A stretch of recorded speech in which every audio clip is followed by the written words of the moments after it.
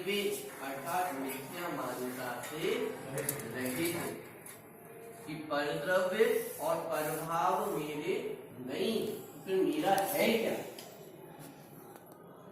कि निर्मम कहकर के परद्रव्य और परभाव से तो भिन्नता सिद्ध की और ज्ञान दर्शन में मेरा स्वस्वामित्व है। वो ज्ञान दर्शन किसके हैं? वो ज्ञान दर्शन मेरे हैं, इसीलिए मैं निर्मम। निर्मम शब्द का अर्थ है मेरा कुछ भी नहीं। ये निर्मम कि मेरा कुछ भी नहीं, तो मेरा कुछ भी नहीं है अर्थात कि परद्रव्य और परभाव मेरे कुछ भी नहीं, तो फिर मेरा क्या है? तो ज्ञान दर्शन जो स्वभाव है वो मेरा, और ऐसे स्वभाव के कारण मैं कहता हूँ परिपूर्ण निर्मम कि मैं, यह मेरा है, मैं इसका हूँ। तो ये जो बात ली गई है कि यह मेरा माने परद्रव्य मेरे है अथवा परभाव मेरा और मैं परद्रव्य का हूँ, परभाव का हूँ, कि ऐसे अभिनिवेश अर्थात मिथ्या मान्यता से रहित, इसलिए कैसा हूँ? निर्मम। अब देखिए अगला विशेषण शुद्ध अर्थात शुद्ध नहीं की अपेक्षा से द्रव्यकर्म और भाव कर्म से रहित। कैसा है आत्मा? कि शुद्ध। कि क्यों शुद्ध है?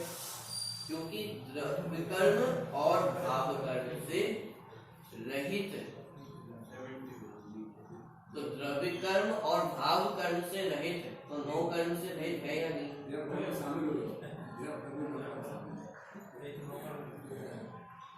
माने जहाँ सूक्ष्म कथन किया जाए वहाँ स्थूल कथन अपने आप गर्भित हो जाता है।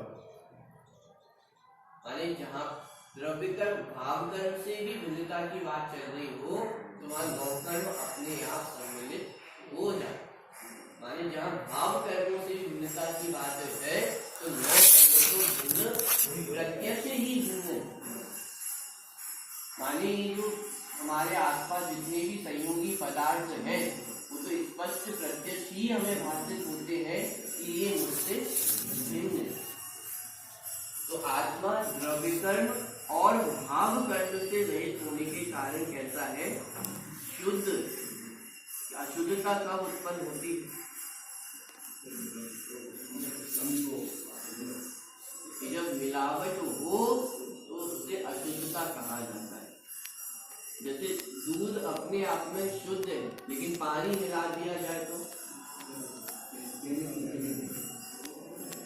जो अशुद्धता हो जाती है। सीधा पानी भी तो शुद्ध है और दूध भी शुद्ध है, दोनों शुद्ध वस्तुएं हैं। अरे लेकिन दो शुद्ध वस्तुओं को भी मिलाया जाए अशुद्धता उत्पन्न होती है। माने यहाँ पे यदि पुद्गल द्रव्य जो द्रव्य कर्म अथवा नौ कर्म उनको जीव के अस्तित्व में यदि मिलाया जाए तो उससे अशुद्धता उत्पन्न है। लेकिन आज तक जीव द्रव्य कर्म से मिला नहीं, नौ कर्म से मिला नहीं है, इसलिए आत्मा कैसा है? शुद्ध। और भाव कर्म क्यों विकारी पद है तो आत्मा में ही उत्पन्न होती है ना, तो फिर उससे तो आत्मा शुद्ध है। क्या कह रहे कि द्रव्य कर्म और नौ कर्म तो भिन्न है ही, लेकिन आत्मा इन भाव कर्मों से भी रहित होने से कैसा है? शुद्ध।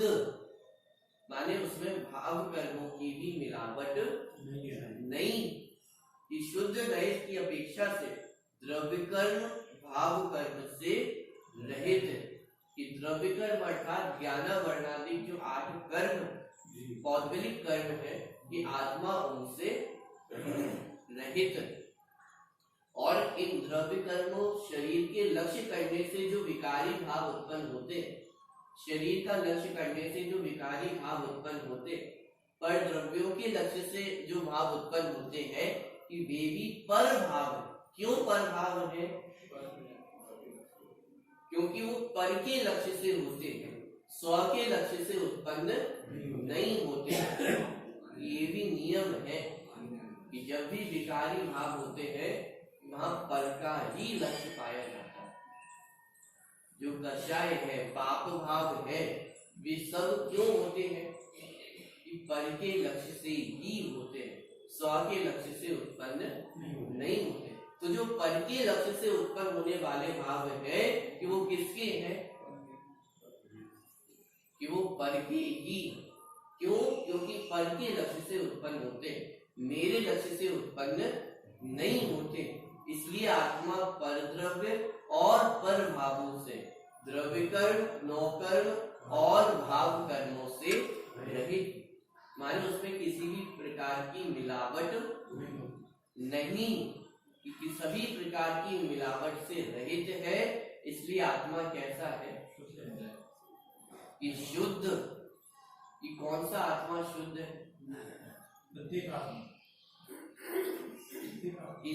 सिद्ध भगवान शुद्ध दशा को प्राप्त हो गए कि वे द्रव्य कर्म, भाव कर्म और नौ कर्म से रहित है। ये परिभाषा भी पढ़ते हैं ना सिद्ध भगवान की, वहां आता है कि जो द्रव्य कर्म, भाव कर्म और नौ कर्म से रहित हो गए। तो सिद्ध भगवान रहित हुए हैं ना? कि अरे यहाँ प्रत्येक आत्मा की बात चल रही है, माने यहाँ पे मात्र सिद्ध भगवान की बात नहीं, प्रत्येक जीव कैसा है, शुद्ध है। माने द्रव्य कर्म, भाव कर्म और नौ कर्म से रहित, कि शुद्ध नहीं की अपेक्षा है। सिद्ध परमात्मा भिन्न है, वो प्रमाण का विचार है, वो प्रमाण देखोगे कहाँ है तो सिद्ध परमात्मा भिन्न है, पूर्ण है। या शुद्ध नहीं की अपेक्षा देखा तो शुद्ध नहीं की अपेक्षा से द्रव्य कर्म और भाव कर्म से रहित, माने शुद्ध नहीं की जो दृष्टि है वो मात्र शुद्धता की ओर ही होती है। वर्तमान में विकारी पर्याय भी, अशुद्धता भी, कोई मनुष्य है, कोई त्रियंच है, कोई नारकी है, ये इतनी अशुद्धता तो है।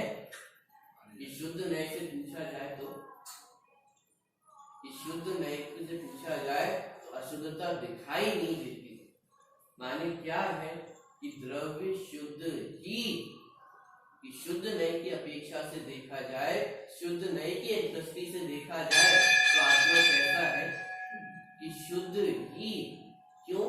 क्योंकि जब उस शुद्ध स्वभाव की दृष्टि की जाए तो पर्याय में भी शुद्धता प्रकट होती। लेकिन लक्ष्य किसका करना है कि जब तक वो विकल्प भी खड़ा रहेगा, इन्हीं आत्मा अशुद्ध भी, वो मिथ्यात्व भी है, वो राग द्वेष भी है, तो राग द्वेष का अभाव हो सकता है, वो मिथ्यात्व अवस्था का अभाव हो सकता है। जो शुद्ध स्वभाव की ओर दृष्टि जाती है, जैसे अपने घर में भी कोई चीज खराब हो जाए, जैसे पंखा खराब हो जाए, कूलर खराब हो जाए, तो उसको सही करवाते हैं या नहीं करवाते? क्यों करवाते हैं? क्योंकि हमें पता है कि वो पंखा सही है, कूलर सही है, इसलिए सही करवाते हैं। ये क्या बात हुई कि सही है तो फिर सही क्यों करवाते हो? कि अरे हमें पता है कि जो खराबी हुई है वो बेकार है, ऊपर ऊपर की है, उसको दूर किया जा सकता है, लेकिन लक्ष्य कहाँ पे है? कि लक्ष्य कहाँ पे है कि वो कूलर सही है, ऐसा निर्णय अंदर में है तो वो सही करवाते हैं। यदि ऐसा लक्ष्य ना हो कि कूलर सही है तो कूलर सही करवाते, उसको कबाड़े में भेज देते क्या, अब इसका कुछ भी नहीं हो सकता। माने दृष्टि कहाँ पे होती है? स्वभाव पे होती है। वो शुद्ध स्वभाव की आत्मा कैसा है कि वो मिथ्यात्व की अवस्था है, अशुद्ध अवस्था है, बहुत क्रोधी है। कि आत्मा कैसा है कि आत्मा का स्वभाव शुद्ध है। कि शुद्ध स्वभाव है तो ये जो विकार दिखाई दे रहे हैं वो उनसे रहित हुआ जा सकता है। क्यों? क्योंकि वर्तमान में उनसे कैसा है, रहित रहित है, इसलिए रहित हुआ जा सकता है। ज्ञान दर्शन से रहित हुआ जा सकता है। कितना प्रयास किया जाए कि वो ज्ञान दर्शन से शून्य हो जाए, कि वो ज्ञान दर्शन मेरा स्वभाव तादात्म्य संबंध है कि उससे रहित नहीं हुआ जा सकता है। लेकिन ये जो विकारी भाव है उनसे रहित हुआ जा सकता है। क्यों? क्योंकि उनसे आत्मा रहित है, पर ये लक्ष्य हुआ है कि पर के लक्ष्य से उत्पन्न हुए हैं, इसलिए किसके हैं, कि जिसके लक्ष्य से हुए हैं उसी के, कि पर के लक्ष्य से हुए हैं, इसलिए भाव किसके है, परभाव है। ये स्वभाव नहीं। अरे परभाव, ये परभाव कहने से ही सिद्ध हो जाता है कि मेरे भाव नहीं। जैसे पानी होता है, पानी को गर्म करना पड़ता है और ठंडा वो स्वयं रहता है। माने स्वभाव के लिए निमित्तों की आवश्यकता नहीं होती है, लेकिन विकार के लिए वो पर का लक्ष्य आवश्यक है, वो निमित्त आवश्यक है। अरे पानी को गर्म तो करना पड़ता है, लेकिन शीतलता वो उसका सहज स्वभाव है। शीतल करने के लिए आपको कुछ करना नहीं। ऐसे ही वो क्रोध करना पड़ता है और ज्ञान दर्शन सहज होता है। क्रोध करना पड़ता है अर्थात कि कोई सोच समझ के क्रोध करता है क्या? क्रोध करना पड़ता है अर्थात कि वो पर के लक्ष्य से होता है, अपने आप हो जाए ऐसा नहीं। कि सहज प्रवृत्ति वो ज्ञान दर्शन की सहज प्रवृत्ति होती है। माने ज्ञान दर्शन आपको करना नहीं पड़ता है, उसमें पर लक्ष्य की आवश्यकता नहीं है। इन्हीं साहब बाहर में गए होंगे तभी तो आत्मा जानेगा कि गेहूं का निमित्त है ना। जो ज्ञान की सहज प्रवृत्ति है वो गेहूं से निरपेक्ष प्रवृत्ति है, निमित्तों से निरपेक्ष प्रवृत्ति है। लेकिन विकारों की वो पर लक्ष्य से ही होते हैं, पर लक्ष्य से होते हैं, इसलिए वो पर के है कि मेरे नहीं।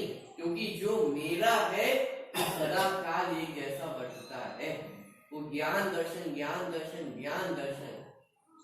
आगे विशेषण है ज्ञानी। आत्मा कैसा है? ज्ञानी। ज्ञानी है इसलिए आत्मा एक है, इसलिए आत्मा निर्मम है, इसलिए आत्मा शुद्ध है। क्यों? कि अहम एको एको हम, कि मैं कैसा हूँ, एक हूँ। तो मैं अनेकता को प्राप्त नहीं होता हूँ क्योंकि मैं एक ज्ञान मात्र हूँ। कि ज्ञान मात्र होने से मैं कैसा हूँ, एक हूँ। कि निर्मम अर्थात परद्रव्य प्रभाव मेरे नहीं। तो मेरा कौन है?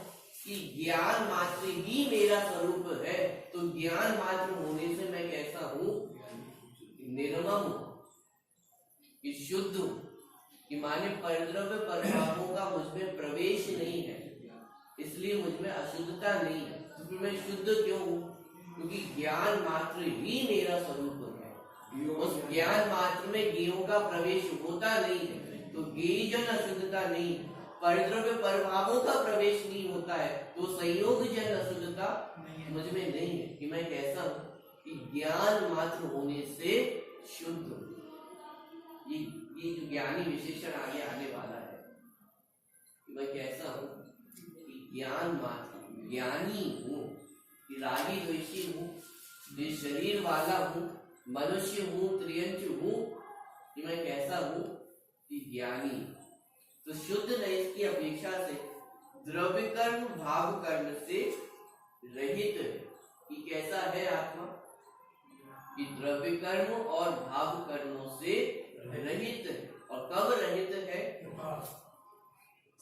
कि सर्वथा और सर्वे भी, माने समस्त प्रकार के द्रव्य कर्म भाव कर्मों से सर्वथा रहित। सर्वथा रहित हूँ अर्थात कि हर समय में और हर क्षेत्र में। कि ऐसा नहीं कि सिद्धालय में जाकर रहित होगा और वर्तमान में रहित।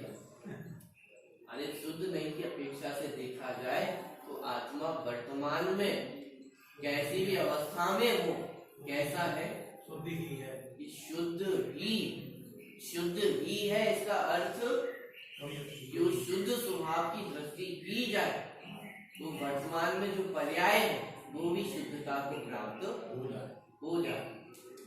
ये शुद्ध स्वभाव का अर्थ। माने मेरा स्वभाव कैसा है कि वो शुद्ध स्वभाव है, इसलिए पर्याय में भी शुद्धता प्रकट हो सकती। यदि अशुद्ध स्वभाव होता तो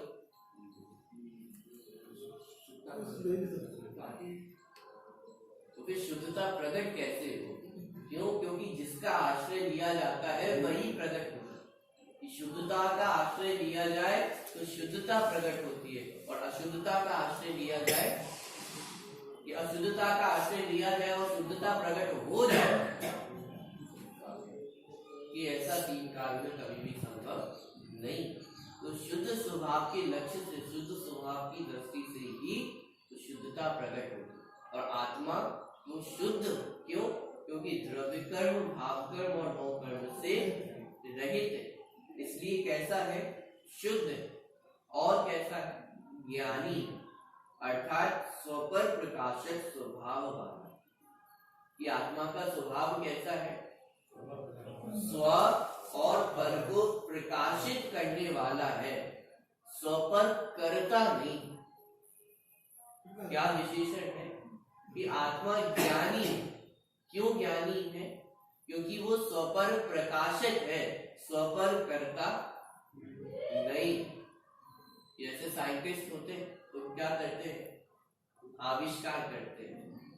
तो आविष्कार करते माने कोई नई चीज बनाते हैं। तो नई चीज बनाते हैं इसलिए वे ज्ञानी है। ज्ञानी है तो बनती है। वहां पे भी इंग्लिश में शब्द का प्रयोग किया जाता है। कोई भी इन्वेंशन होता है तो उसके लिए शब्द का प्रयोग किया जाता है डिस्कवरी। डिस्कवरी मतलब वो खोज की है। खोज की है अर्थात कि कुछ नया बनाया नहीं है, कि जो पहले से है उसकी खोज की। जिसको हम ज्ञानी समझते हैं, जिसके आश्रय से हम ज्ञानी समझते हैं कि अरे कुछ नया बनाया है, यदि कुछ नया बनाया है इसलिए ज्ञानी नहीं है, कि जो बना बनाया था उसकी खोज माने कुछ नया बनाया जा सके इस विश्व में तो समझते हैं। नया बनाया था क्या?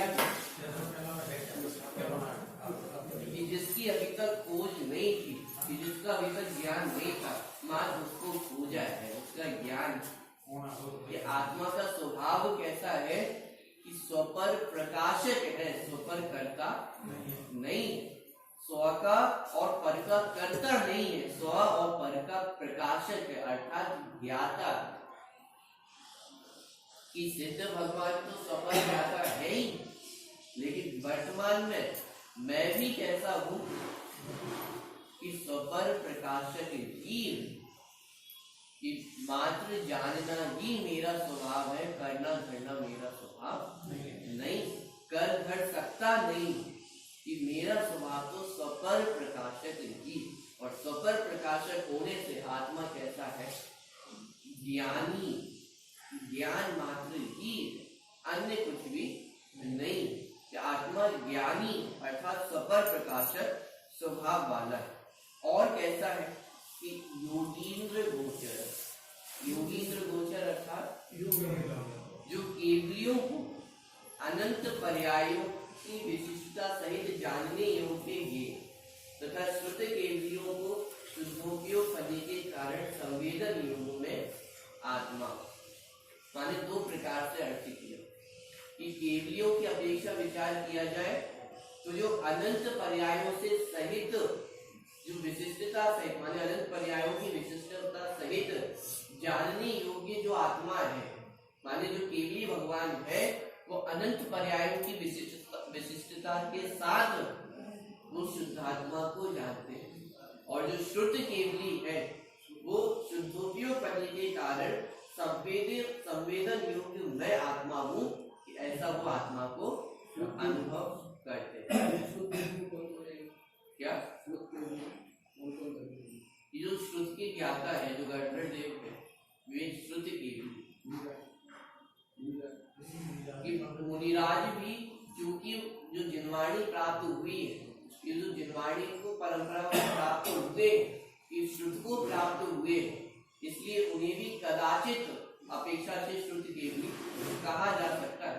लेकिन मुख्य रूप से जो गणधर आचार्य है, वे श्रुति केवली में लिए जाते। विशिष्टता जो केवली भगवान, वो अनंत पर्यायों की विशिष्टता सहित जानने योग्य अर्थात शुद्धात्मा है।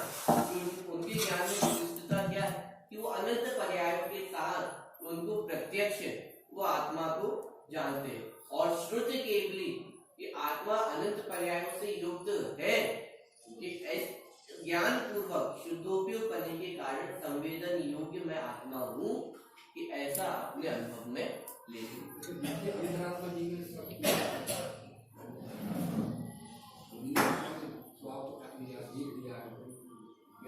जितने ज्ञानी जीव है उन सबको यहाँ पे गर्वित किया जाता है। माने योगींद्र गोचरा, योगींद्र गोचरा अर्थात कि केवली भगवान अपने केवल ज्ञान के माध्यम से वो शुद्धात्मा का अनुभव करते। श्रुति केवली अपने ज्ञान के माध्यम से, जिसे स्वसंवेदन प्रत्यक्ष का, कि केवली भगवान को प्रत्यक्ष ज्ञान है और श्रुति केवलियों को यद्यपि प्रत्यक्ष ज्ञान नहीं, लेकिन स्वसंवेदन के समय वो ज्ञान भी प्रत्यक्ष ही नाम बिल्कुल, जो स्वसंवेदन प्रत्यक्ष, जो स्वसंवेदन के माध्यम से आत्मा का प्रत्यक्ष अनुभव करते हैं। और जो ज्ञानी जीव, सम्यक दृष्टि जीव है, कि वे भी जिस श्रुति ज्ञान के माध्यम से वो ज्ञान का अनुभव करते हैं, वो स्वसंवेदन प्रत्यक्ष नाम पाते हैं। तो केवली अनंत पर्यायों की विशिष्टता सहित जानने योग्य अर्थात जो शुद्धात्मा है, कि उसको वे जानते, माने उनके ज्ञान का विषय बनता है। और जो श्रुति केवली है, तो श्रुति केवलियों को उनके ज्ञान के माध्यम से वो आत्मा अनुभव का विषय, ज्ञान का विषय बनता है। तो यहाँ पे ये सिद्ध करना चाहते हैं कि जो आत्मा है वो ज्ञान का विषय बनने योग्य है। माने ऐसा नहीं कि आत्मा कोई काल्पनिक वस्तु हो, कि वो कल्पना में हो, कि वास्तविक वस्तु है या नहीं है, कि वास्तविक वस्तु है और जिसको जाना जा सके ऐसी वस्तु।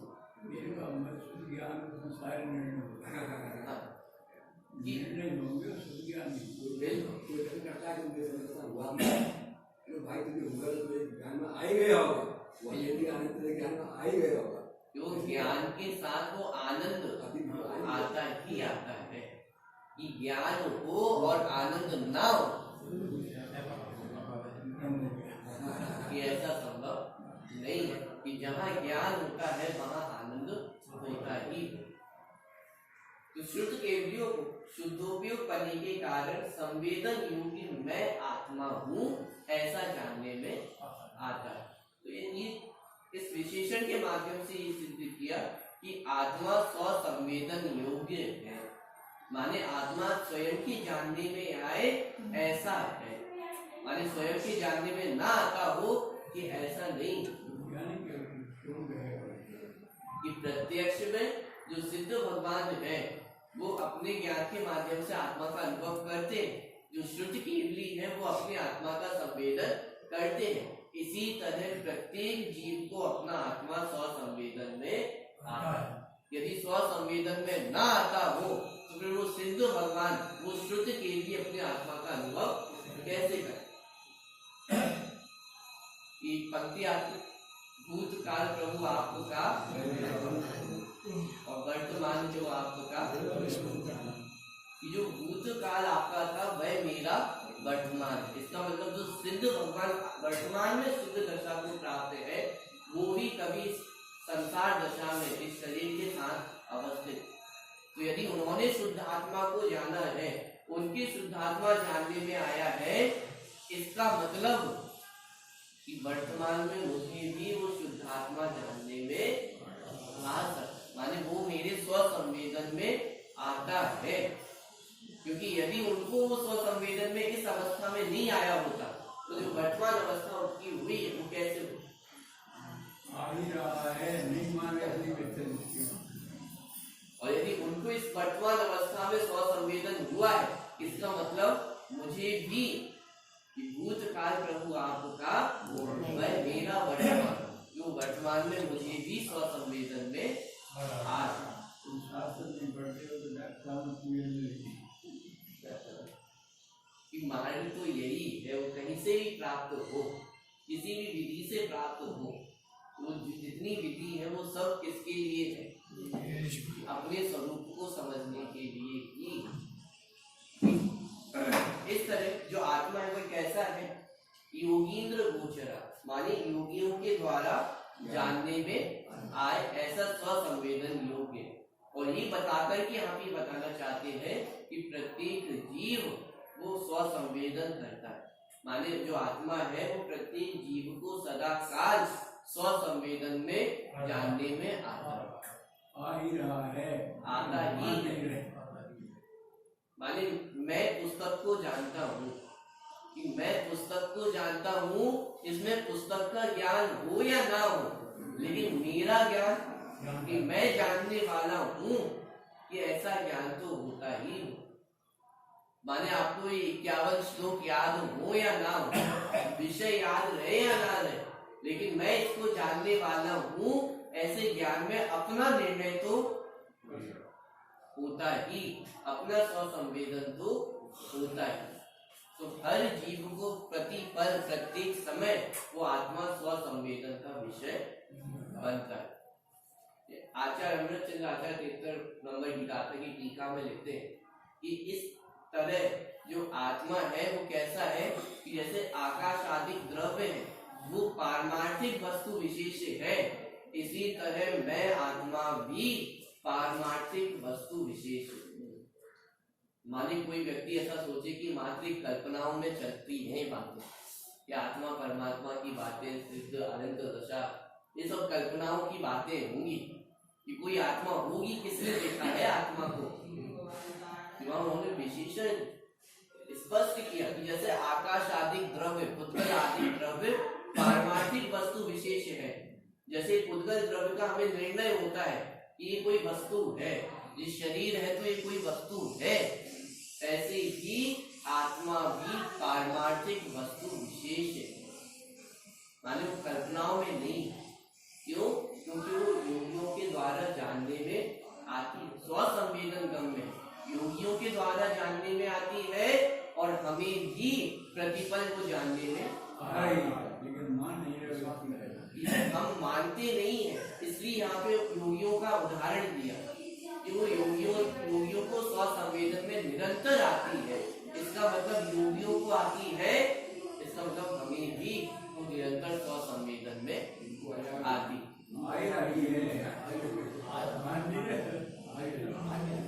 चलिए। तो इस तरह जो आत्मा है वो कैसा है कि एक है, निर्मम है, शुद्ध है, ज्ञानी है, और योगियों द्वारा जानने में आए ऐसा तत्व। तो इस कारण से जितने भी संयोग जनित भाव है, संयोग जनित भाव अर्थात कि शरीर और शरीर से संयोगी जितने पदार्थ वे सब संयोगी, और इन संयोगों का लक्ष्य करने से जो भाव उत्पन्न होते हैं, ऐसे जो विकारी भाव है वे भी पर भाव है, संयोगी भाव है। तो जितने भी संयोगी भाव है वे सब मत्तः अर्थात मुझसे, सर्वेपि सभी प्रकार के संयोगी भाव सर्वथा बाह्य, सर्वथा सर्व प्रकार से कैसे है? बाहर, और सर्व प्रकार से बाहर है, इसलिए आत्मा कैसा है? निर्मम। गाथा की प्रारंभ कहां से हुआ था? कि निर्मम, तस्मात् सर्व प्रयत्नेन निर्ममत्वं विचिन्त्य। पिछली गाथा में श्लोक में आया कि सारे प्रयत्न करके वो निर्ममत्व का विचार करना चाहिए। तो अब यहाँ पे वो आचार्य ने उपाय बताया कि किस तरह से निर्ममत्व का विचार करना। कि ऐसी हवा में थोड़ी ना कहा जा रहा है कि आत्मा निर्मम है। निर्मम है उसके पीछे उन आचार्य ने इतने हेतु प्रस्तुत किए कि आत्मा निर्मम क्यों है, क्योंकि एक है कि जहाँ अनेकता हो वहां तो ये मेरा ऐसा संभव है, लेकिन जहाँ एक है, एक पना है, एक पन्ने के कारण आत्मा कैसा है, निर्मम। निर्मम है वो विशेषण तो दिया है कि परद्रव्य पर भावों से रहित होने से आत्मा निर्मम, कि शुद्ध, कि परद्रव्य पर भावों का प्रवेश आत्मा में नहीं है, इसलिए आत्मा शुद्ध है। और शुद्ध होने से आत्मा कैसा है, निर्मम। कि आत्मा ज्ञानी अर्थात परद्रव्य का कर्ता भोक्ता नहीं है, इसलिए आत्मा कैसा है, ज्ञान मात्र होने से निर्मम है और स्व संवेदन का विषय बनता है।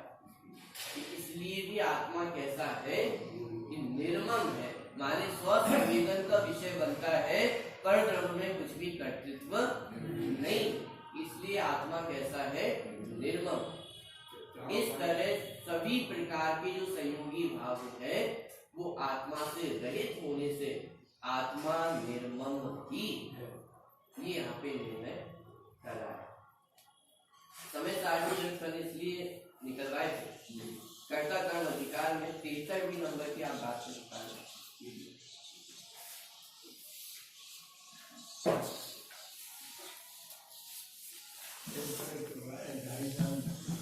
क्या हाँ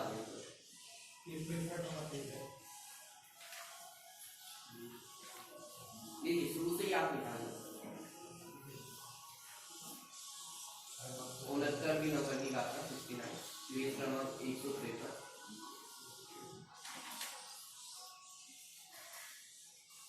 श्लोक ग्रंथ को जो लघु समयसार कहा जाता है वो समानता मैं आपके सामने वो दिखाना चाहता हूँ कि किस प्रकार की समानता है।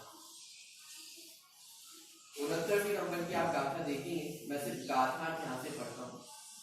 जीव जब तक आत्मा और आश्रम इन दोनों के अंतर और भेद को नहीं जानता तब तक वह अज्ञानी रहता हुआ क्रोधादि आश्रमों में प्रवर्तता है। क्रोधादिक में प्रवर्तमान उसके कर्म का संचय होता है। वास्तव में इस प्रकार जीव के कर्मों का बंध सर्वज्ञ देवों ने कहा है। और पिछले श्लोक में यदि आप याद करेंगे श्लोक ग्रंथ में कि बध्यते मुच्यते जीवः सममो निर्ममः क्रमात्, कि जीव बंधन को प्राप्त क्यों होता है, क्योंकि राग द्वेष में एकत्व होता है, इसलिए जीव बंधन को प्राप्त होता है। और वही बात यहाँ पे कही जाती है कि जीव आत्मा अर्थात ज्ञान और आश्रम में भेद विज्ञान नहीं करता है, भेद विज्ञान नहीं करता है और क्रोधादि में प्रवर्तन करता है। क्रोधादि में प्रवर्तन करता है का अर्थ कि क्रोधादि में एकत्व, ममत्व, कर्तृत्व, भोक्तृत्व करता है, इसलिए बंध को प्राप्त होता है। माने जो अज्ञानी जीव है वो बंधन को प्राप्त होता है। बंधन को प्राप्त होता है। देखिए अगली बात,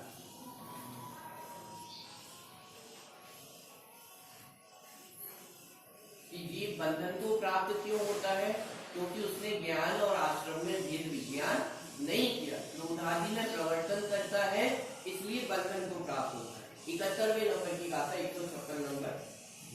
इसी प्रकार जब यह जीव आत्मा का और आश्रमों का विशेष अंतर अर्थात उनके अंतर और भेद को जानता है, तब उसे बंध नहीं। वही बात आ गई कि बध्यते मुच्यते जीवा सममो निर्ममः क्रमः, कि ममता से युक्त जीव बंधन को प्राप्त होता है और निर्मम व्यक्ति बंधन से मुक्त होता है। कि जिसने ज्ञान और आश्रम में भेद विज्ञान कर लिया है, विशेष अंतर को जान लिया है, विशेष अंतर को जान लिया है अर्थात कि अब वो उन आश्रम भावों में प्रवर्तन नहीं करता, उनमें एकत्व, ममत्व, कर्तृत्व, भोक्तृत्व नहीं करता है, तो ऐसा ज्ञानी जीव बंधन से मुक्त होता है। और यहाँ पे सिद्ध भगवान की बात नहीं चल रही कि सिद्ध भगवान मुक्त होते हैं, कि जो जीव क्रोधादि में प्रवर्तन करता था और उसने उन विकारों में प्रवर्तन करना बंद कर दिया तो बंधन से रहित हो जाता ये विधि है। कि ये विधि है। आगे विधि भी आने वाली 73वें नंबर की उद्यानी का आप देखो।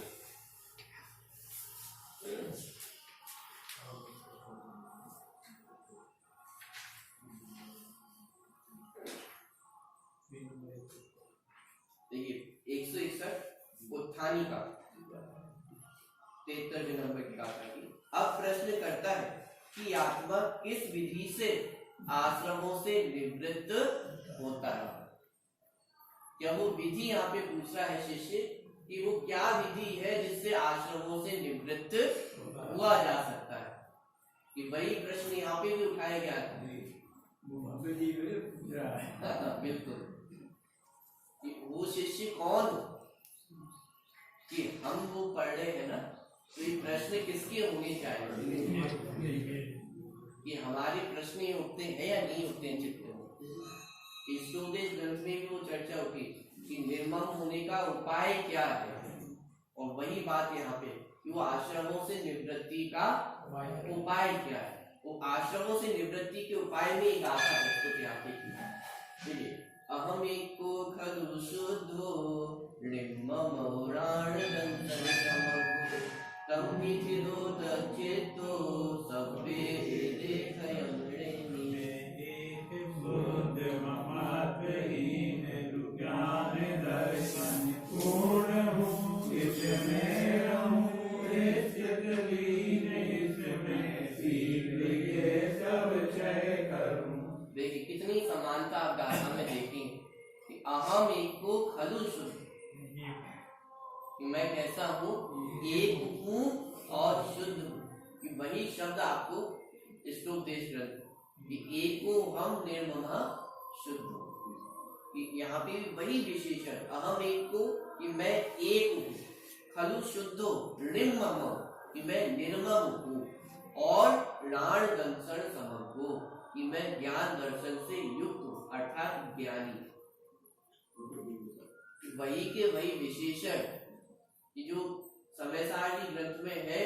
माने इसलिए मैंने कहा था कि आपको ऐसा लगेगा कि वो ग्रंथ सामने रख करके वो गाथाएं लिखी गई कि अहम एको खलु शुद्ध, कि मैं एक हूँ और कैसा हूँ, शुद्ध हूँ, निर्मम हूँ और ज्ञान दर्शन से युक्त हूँ। कि वही बात यहाँ पे कि एको हम कि मैं एक हूँ, निर्मम शुद्ध और ज्ञानी अर्थात ज्ञान दर्शन से युक्त हूँ। कि तम्मी थिदो तच्चित्तो, कि जब जीव उसी में स्थित होता है, थिदो माने स्थित होना, और तच्चित्तो माने उसी में लीन होता है, माने उसी में स्थित होना संवर और उसी में लीन रहना निर्जन। कि तम्मी थिदो तच्चित्तो सब्बे एदे खयम, कि ऐसा जीव वो सभी प्रकार के कर्मों को नाश करता है। माने कर्मों से रहित, माने कर्मों से रहित होने की विधि कहे, आश्रमों से निवृत्ति का उपाय कहे, या निर्मम होने का उपाय कहे, वो सब एक ही। माने ये दो अलग अलग आचार्यों के कथन प्रस्तुत है, लेकिन सार तो जिह्वाणी का एक ही, और समस्त जिह्वाओं का सार वो ये गाथा है। और यही गाथा वो नियम सारणी में भी आई है, जिसका उदाहरण यहाँ पे भी दिया गया। आप नीचे फुटनोट में देखेंगे तो नियम सारणी की 102 नंबर की गाथा वो भी बिल्कुल सेम टू सेम इस प्रकार की है, उसकी चर्चा अपन कल करेंगे। माने अनेकों ग्रंथों के उदाहरण देखिए, सिर्फ मैं इतनी बात स्पष्ट करना चाहता हूँ कि समस्त जिह्वाणी का सारभूत जो बात है वो यह है कि मेरा स्वरूप कैसा है।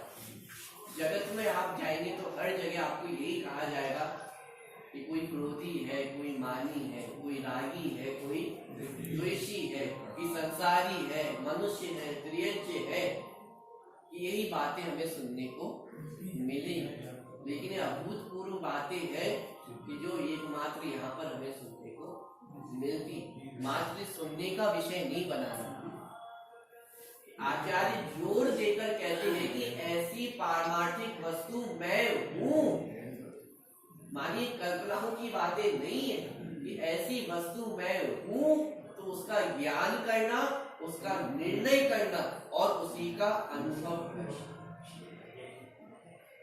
गुरुदेव श्री के जो शब्द है, हूँ आत्मा छू, एम नक्की कर, एम निर्णय कर और एम अनुभव। माने ऐसा ही निर्णय करना है, ऐसा ही ज्ञान करना है और ऐसा ही अनुभव करना, क्योंकि ऐसी ही वस्तु मैं हूँ। इसका विचार